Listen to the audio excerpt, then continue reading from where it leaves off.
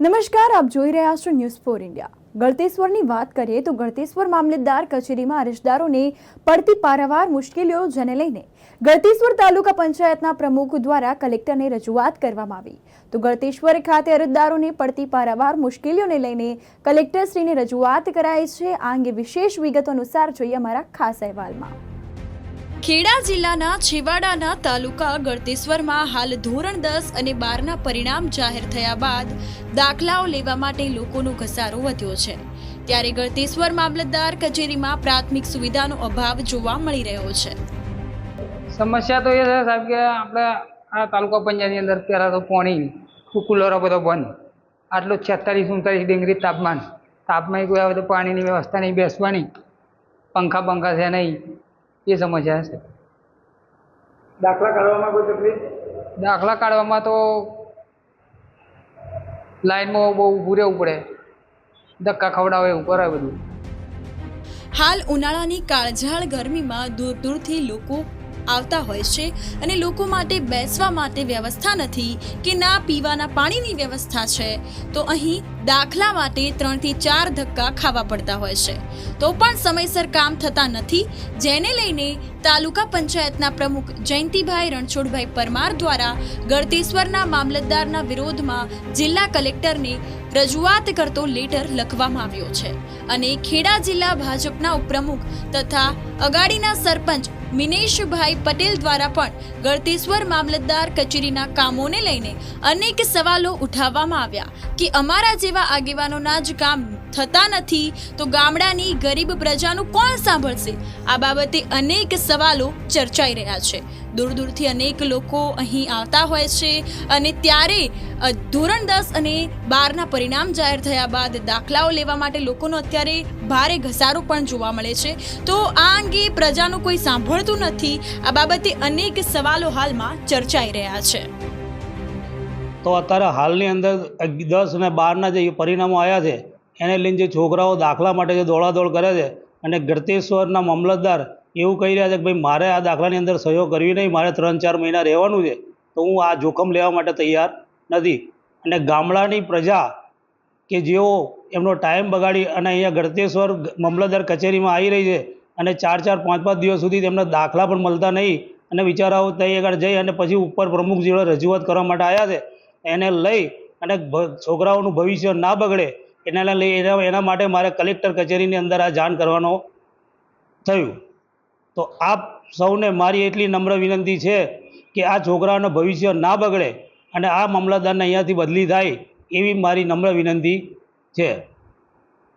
બરાબર? બીજી કોઈ મુશ્કેલી એવું કે જનસેવાની અંદર જે ચાલતાઓ કે આજે જે અંદર એન્ટરીઓ પાડવા માટે કે જેઓ એ લોકોએ વચોટિયા મેલેલા છે એમને પૈસાથી લઈ અને બધી રીતે એમને છૂટી આપી છે। જો જે ગામડાના પબ્લિક અહીંયા કોઈ પેઢીનામું બનાવવા આવે કે કોઈ વારસાઈ કરવા માટે આવે છે તો એ લોકોની નકલો માટે એમને ફાફા મારવાની જરૂર પડે છે।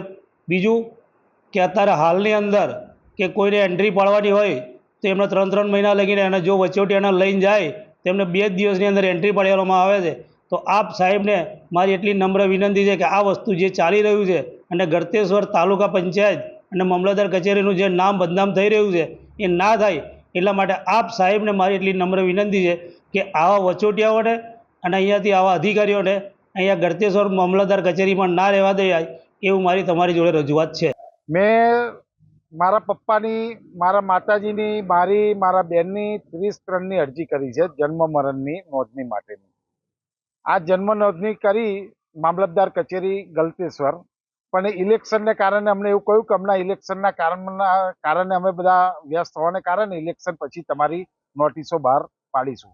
ત્યાર પછી 5 થી 6 વખત હું મામલતદાર કચેરી ગયો, ત્યારે મને એવો જવાબ આપવામાં આવ્યો કે ભાઈ આ તો કોર્ટ વસ્તુ છે, તમે એમ ઉતાર કરે ના મેળ આવે, પણ 33-3ની અરજી હોય છે, એની સમય મર્યાદા મેં એમને પૂછવામાં આવી, સમય મર્યાદા ના કહી આજ સુધી ઘણી વખત મેં રજૂઆતો કરી પણ એનું નિરાકરણ આવ્યું નહીં। એટલા માટે મેં પત્રકાર મિત્રોને આ વાત મેં ધ્યાન ઉપર દોરી કે ભાઈ મારે મારા પિતાજીને એમને બહાર જવાનું, વિદેશ જવાનું હોવાથી મારે તાત્કાલિક જન્મના દાખલાની જરૂર હોવાને કારણે હું અનેક વાર રજૂઆત કરવા છતાં આજ સુધી પરિણામ મને મળ્યા નથી। બીજા તલાટીઓને મેં પૂછ્યું તો તલાટીઓ મને એવું કહ્યું કે ભાઈ આ મામલતદાર સાહેબ અમને એવું પૂછે છે કે તમે કયા આધાર ઉપર, કયા રેકોર્ડના આધાર ઉપર તમે એવું લખીને આપો છો કે ભાઈ જન્મનો નોંધણી નથી થયું. એવું ઉલટું તલાટી કમ મંત્રીશ્રીના મામલતદાર સાહેબ ખખડાવે છે, વારંવાર કોઈની વાત સાંભળતા નથી. અને મામલતદાર સાહેબને 2 મહિના બાકી રહ્યા છે, તો એમને કામ કરવામાં રસ ના હોય તો પોતે વહેલું વીઆરએસ લઈ લે, કાં તો રજા ઉપર ઉતરી લે, જેથી કરીને આમ જનતાને જે મામલતદાર કચેરીના ધક્કા ખાવા પડે છે, ધક્કા ના ખાવા પડે. આજે અમારા જેવા જો જનપ્રતિનિધિઓને જો આજે ધક્કા ખાવા પડતા હોય તો આમ અરજદારોનું શું થાય? આજે 45 ડિગ્રી 46 ડિગ્રીના તાપમાનમાં 5-5, 6-6 ધક્કા ખાય, પીવાનું પાણીની વ્યવસ્થા નથી, લીપની વ્યવસ્થા નથી. મામલતદાર કચેરી, હું તો કલેક્ટર સાહેબને બધા અધિકારીઓને વિનંતી કરું છું કે એક વખત ચોક્કસ મામલતદાર કચેરીની પૂરેપૂરા બિલ્ડિંગની ચોક્કસ તપાસ કરે અને કેટલી સ્વચ્છતાથી માંડીને શું પરિસ્થિતિ છે આખું ધ્યાન પર આવશે.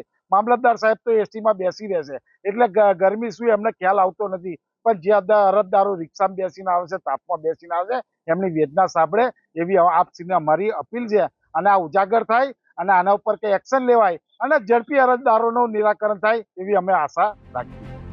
ગળતેશ્વર તાલુકા ભાજપના ઉપપ્રમુખ પણ મામલતદાર કચેરીના પ્રાથમિક સુવિધાનો અભાવ હોવાનું રટણ કરી રહ્યા છે, ત્યારે સરકારમાંથી સેવા માટે મૂકેલા અધિકારીઓ પોતે એસી ચેમ્બરમાં બેસીને અને આ કાળઝાળ ગરમીમાં ગરીબ પ્રજાની જાણે મજા લેતા હોય તેવી સ્થિતિ ગળતેશ્વર તાલુકા સેવા સદનની હાલમાં દેખાઈ રહી છે. તો ગળતેશ્વર સેવા સદન માત્ર નામનું જ સેવા સદન બની રહ્યું હોય તેમ જણાઈ રહ્યું છે. આ બાબતે અનેક સવાલો ઊભા થયા છે. લોકો પણ આ અંગે ભારે હાલાકી વેઠી રહ્યા છે. હાલમાં જે સમસ્યા છે કે જે તાલુકા સેવા સદન છે, જે મામલતદારના અંડરની અંદર આવે છે, એમાં બધી જ સુવિધાઓનો અભાવ કહીએ તો પણ ચાલે. રીતે લીફ્ટની વ્યવસ્થા હોય કે બેસવાની વ્યવસ્થા હોય કે પાણીની વ્યવસ્થા હોય, આટલા કાળઝાળ ગરમીની અંદર આવતા અરજદારોને પાણીની કોઈ સુવિધા નથી, ના બેસવાની સુવિધા નથી, ના પંખાની સુવિધા નથી. તો આ સુવિધાનો અભાવ છે એ પૂરી કરવાની જગ્યાએ મનસ્વીપણે વર્તન અત્યારે મામલતદારનું થઈ રહ્યું છે એવું પણ મને જાણવા મળ્યું છે, જે ખરેખર ધ્યાને લેવા જેવી બાબત છે. અને તાત્કાલિક ધોરણથી એ સમસ્યાનો હલ કરવા માટે પણ હું સરકારશ્રીને વિનંતી કરું છું. દાખલા માટે જે અરજદારો આવી રહ્યા છે, જે 7/12ના ઉતારા માટે આવી રહ્યા છે, તમામ માટેની જે સુવિધાઓ હોવી જોઈએ એ માટેનું પણ અત્યારે ખૂબ તકલીફ પડી રહી છે. લગ્નગાળો ચાલી રહ્યો છે અને કાળઝાળ ગરમી પણ પડી રહી છે. તો પાણીની વ્યવસ્થાની તાત્કાલિક ધોરણથી એ વ્યવસ્થા કરવામાં આવે અને જે આવનાર અરજદારો છે, જે તાલુકાની જનતા છે, એને આ સુવિધા મળે અને દાખલાઓનો ઝડપી નિકાલ થાય તમામ. કારણ કે અત્યારે રિઝલ્ટ આવ્યું છે, તમામ લોકો દાખલા લેવા માટે પણ અત્યારે લાઈનો લાગી છે. તો તમામને દાખલાઓ માટેની જે પણ સહયોગ કરવાની હોય તે પણ મામલતદાર કચેરી દ્વારા તાત્કાલિક એનો નિર્ણય કરવામાં આવે એવી પણ આજે મારી માગણી છે. આ અંગે હવે શું નિરાકરણ લેવામાં આવશે તે હવે જોવું જ રહ્યું. બ્યુરો રિપોર્ટ, રિઝવાન દરિયાઈ, ખેડા, ગળતેશ્વર.